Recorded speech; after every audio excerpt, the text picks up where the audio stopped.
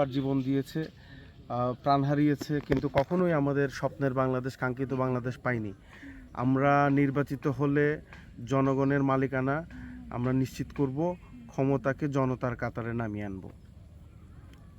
আর মৌলভীবাজারের এই যে 4 আসনে কিভাবে মানে ভোট চাওয়া হচ্ছে এবং কি প্রত্যাশা করা হচ্ছে? আসন শ্রীমঙ্গল কমলগঞ্জ।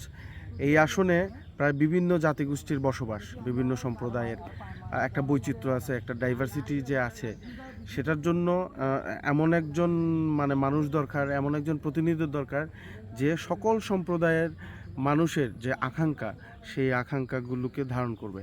আমরা দেখেছি এখানে প্রতিবারই একটা দল এখান থেকে নির্বাচিত হয়ে আসছে প্রায় 35 বছর ধরে, কিন্তু মানুষ তার কাঙ্ক্ষিত সুফল পায়নি।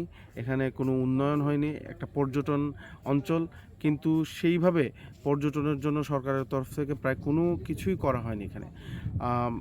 আমি নির্বাচিত হলে এই পর্যটন অঞ্চলকে সমৃদ্ধ করব, এই অঞ্চলের যে তরুণদের বেকার সমস্যা সেটা দূর করার জন্য কাজ করব, এবং এখানে বিভিন্ন সম্প্রদায় এবং জনগোষ্ঠীর যে চাওয়া, সেই চাওয়াগুলো পূরণ করব।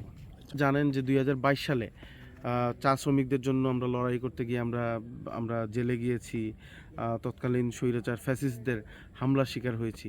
এই চা শ্রমিকদের জন্য, চা শ্রমিক সন্তানদের জন্য, তাদের শিক্ষা, স্বাস্থ্য, বাসস্থানের জন্য এখানে অনেক কাজ করার সুযোগ আছে।